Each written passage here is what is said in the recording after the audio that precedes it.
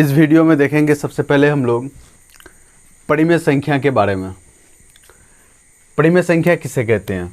वैसी संख्या है जिसे हम लोग p/q के रूप में लिख सकते हैं और इसका कंडीशन है q 0 के बराबर ना हो।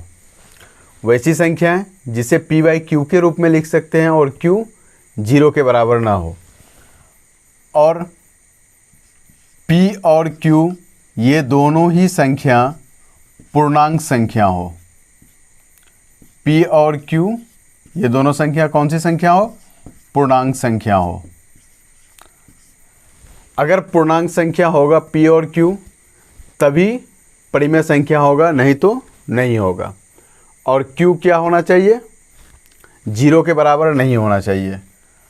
और दूसरी बात यह है कि p को हम लोग अंश कहते हैं और q को हम लोग हर कहते हैं। तो मतलब ये हुआ कि अंश बटे हर हम लोग क्लास 5 या 4 में पढ़ चुके हैं क्या, कि भिन्न बराबर अंश बटे हर होता है।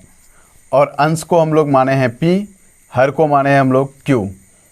और दोनों ही संख्या क्या होनी चाहिए? पूर्णांक संख्या होनी चाहिए, तभी जाकर के परिमेय संख्या होगा। अब हम लोग नंबर दूसरा में देखते हैं अपरिमेय संख्या।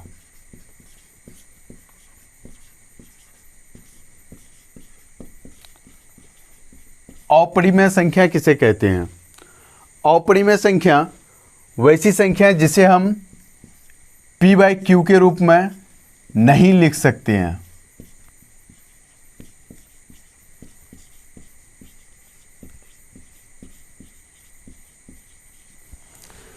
p/q के रूप में क्या नहीं कर सकते हैं? नहीं लिख सकते हैं। अगर p/q के रूप में लिखा हुआ रहा तो उसका कंडीशन है कि q 0 के बराबर होना चाहिए।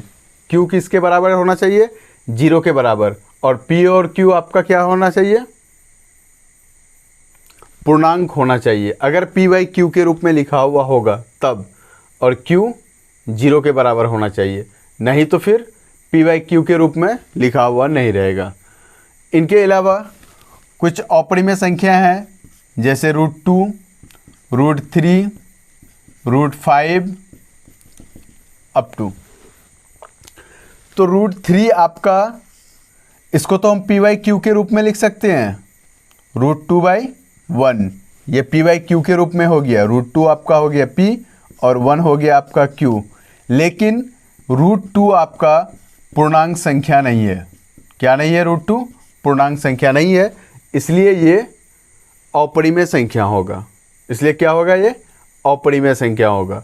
√2 अगर पूर्णांक होता तो फिर ये p/q के रूप में लिखा हुआ रहता और ये परिमेय संख्या हो जाता। लेकिन √2 पूर्णांक संख्या नहीं है। √2 क्या नहीं है? पूर्णांक संख्या नहीं है, पूर्णांक नहीं है। इसलिए √2 और √3 भी पूर्णांक संख्या नहीं है, √5 भी पूर्णांक संख्या नहीं है। तो इसी तरह से वैसी संख्याएं जो रूट के अंदर से ना निकले, जिसका वर्गमूल ना हो, तो वो पूर्णांक संख्या नहीं होता है। और जो पूर्णांक संख्या नहीं हुआ वो आपका हो गया अपरिमेय संख्या। अब है वास्तविक संख्या। वास्तविक संख्या ये आपके चैप्टर का भी नाम है। क्लास 10 के सबसे पहला चैप्टर का नाम है वास्तविक संख्या। वास्तविक संख्या हम किसको कहेंगे? वास्तविक संख्या सभी पूर्णांक संख्या, परिमेय संख्या और अपरिमेय संख्याओं को हम लोग वास्तविक संख्या कहेंगे, रियल नंबर कहेंगे। क्या कहेंगे? Real number. सभी पूर्णांक, परिमेय और अपरिमेय संख्याओं को हम लोग वास्तविक संख्या कहेंगे। अब हम लोग देखेंगे वास्तविक संख्याओं का दशमलव प्रसार। वास्तविक संख्याओं का दशमलव प्रसार क्या होता है? वास्तविक संख्याओं का दशमलव प्रसार नंबर 1 में है आपका शांत आवर्ती। सबसे पहले हम लोग देखेंगे शांत आवर्ती को। शांत आवर्ती में कौन कौन से नंबर आते हैं? वैसा नंबर जिसको भाग देने के बाद शेष 0 हो, उसको क्या कहेंगे? कोई भी संख्या जिसको भाग देने पर, मतलब वैसी संख्या जो p/q के रूप में लिखा हुआ है और भाग देने पर उसका शेष 0 हो, उसे क्या कहेंगे? शांत आवर्ती कहेंगे। जैसे फॉर एग्जांपल 5/4, इसको जब हम लोग भाग देंगे तो 4 एकम 4, ये माइनस होकर के 1 आया, पॉइंट दिए 0 आया, 4 दूनी 8, फिर माइनस हुआ 2 आया, 4 पंचे 20, इसका लास्ट में शेष 0 आ गया। तो वैसी संख्या है जिसका शेष 0 आ जाए उसको क्या कहेंगे हम लोग? शांत कहेंगे, चाहे वो दशमलव के बाद चलाने पे आए 0 या फिर दशमलव से पहले ही उसका शेष 0 आ जाए। अब नंबर 2 में है अशांत आवर्ती। अशांत आवर्ती में क्या होता है? सबसे पहला कंडीशन ये है कि शेष 0 के बराबर ना हो। शेष नॉट इक्वल टू 0, शेष किसके बराबर ना हो? 0 के बराबर ना हो। और दूसरा कंडीशन क्या है कि शेष इसका रिपीट करे।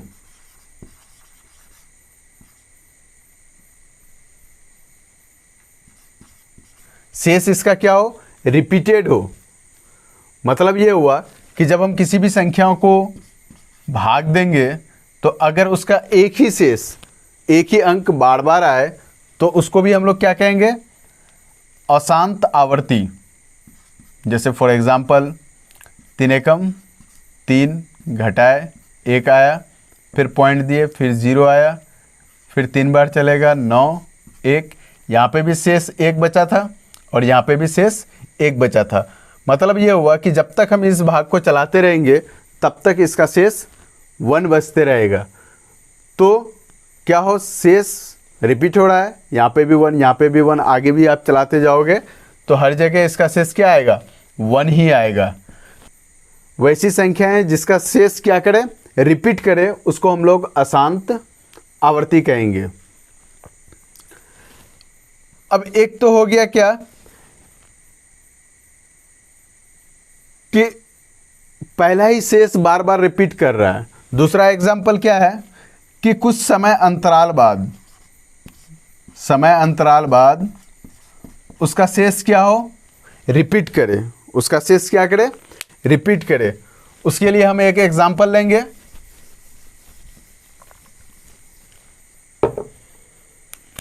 उदाहरण ले लेते हैं 22/7। इसको जब हम लोग डिवाइड करेंगे 7 या 21, माइनस करेंगे 1 आएगा, पॉइंट देंगे 0 आएगा, 7 एकम 7, माइनस करेंगे 3 बचेगा, फिर पॉइंट के बदले में 0 आ जाएगा, फिर 7 चौक 28,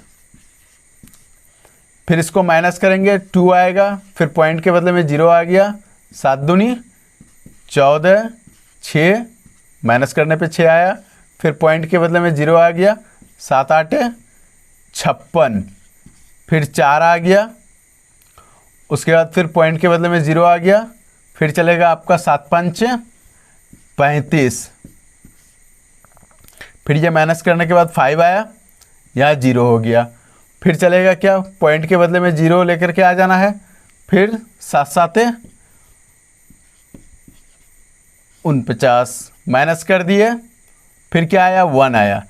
अब यहाँ जो आपका 1 आया और एक स्टेप चला लेते हैं, पॉइंट के बदले में 0, उसके बाद क्या होगा? 7 एकम 7, फिर 3 शेष बचा। यहाँ पे मेरा 1 शेष बचा था, उसके बाद फिर 3 बचा था, यहाँ पे भी मेरा शेष 1 बचा, उसके बाद फिर 3 बचा। मतलब ये है कि इसके बाद ये 4 2 8 5 7 रिपीट होते जाएगा। यहाँ से यहाँ तक हुआ, फिर यही चीज़ दोबारा रिपीट हो गया। तो अशांत आवर्ती उसको कहेंगे जो क्या हो? एक समय के बाद, मतलब कुछ डिजिट तक चले अलग अलग, फिर उसके बाद वो सारा डिजिट दोबारा रिपीट हो जाए। तो वैसी संख्याओं को हम लोग क्या कहेंगे? अशांत आवर्ती कहेंगे। अब तीसरे नंबर पे है अशांत अनावर्ती। अब ये अशांत अनावर्ती क्या होता है?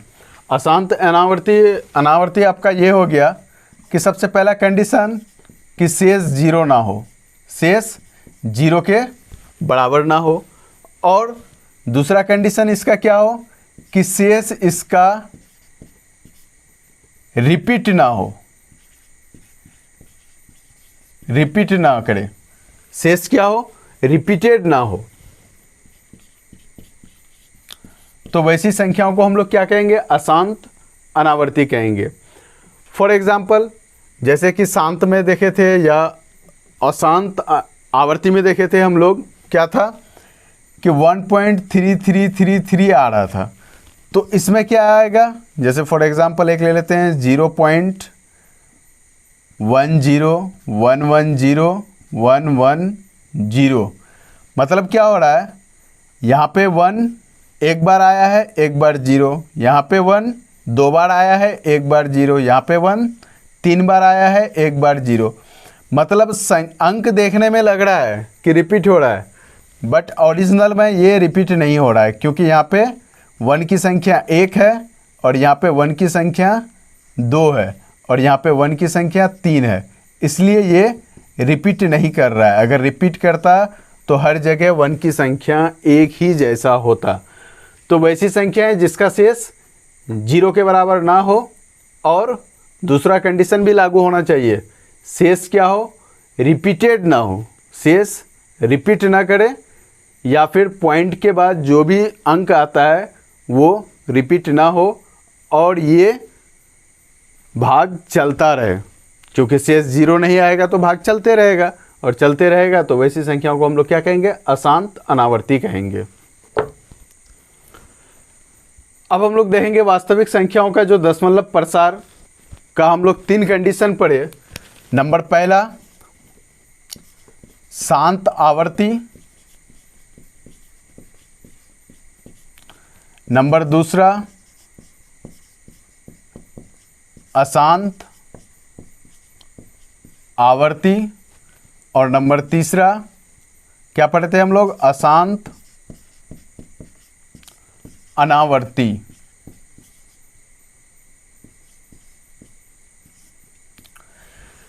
तो यहाँ पे अब लास्ट में हम लोग देख रहे हैं, यहाँ शांत है, शुरू में यहाँ पे क्या है? शांत है, यहाँ पे अशांत है, यहाँ पे अशांत है, लेकिन हमको लास्ट में देखना है। लास्ट में क्या है? यहाँ पे आवर्ती है, यहाँ पे भी आवर्ती है, ये दोनों सेम है, और ये अनावर्ती है, ये अलग है। तो ये दोनों जो सेम है, आवर्ती आवर्ती, तो आवर्ती वाले नंबर को हम लोग कहेंगे परिमेय संख्या। मतलब ये दोनों कैटेगरी के अंदर जितने भी नंबर आएंगे सब क्या होंगे? परिमेय संख्या होंगे। क्या होंगे? परिमेय संख्या। और इस कैटेगरी में जितने भी नंबर आएंगे वो सारे नंबर अपरिमेय होंगे, और साथ साथ जो रूट के अंदर रहे, रूट वाली संख्या क्या होगा? अपरिमेय संख्या होगा। रूट वाली सारी संख्याएं जैसे √2, √3, √5, √6 अप टू इन्फिनिट तक, जहाँ तक भी आप रूट के अंदर संख्या लिखते चले जाओ, वो संख्या जो रूट के अंदर से बाहर नहीं निकले, तो उसको हम लोग क्या कहेंगे? अपरिमेय संख्या कहेंगे। जो अशांत अनावर्ती आ जाए उसको कहेंगे अपरिमेय संख्या। जो शांत और अशांत दोनों आवर्ती हो, शांत या अशांत दोनों के लास्ट में आवर्ती हो, वैसी संख्याओं को हम लोग परिमेय संख्या कहेंगे। क्या कहेंगे? परिमेय संख्या।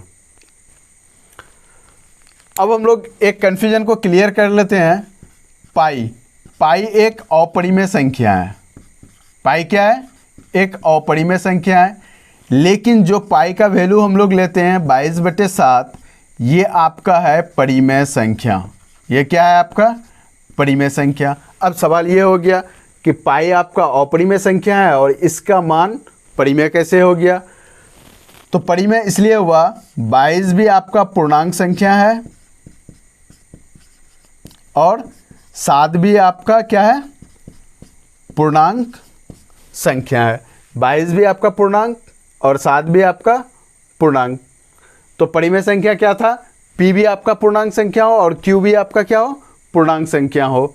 तो उसको क्या कहेंगे हम लोग? परिमेय संख्या। तो ये पाई का एग्जैक्ट वैल्यू, एग्जैक्ट मान 22/7 नहीं है, लगभग में 22/7 है। लगभग में हम लोग 22/7 लेकर के मैथ को सॉल्व करते हैं ताकि आसानी से मेरा मैथ सॉल्व हो जाए।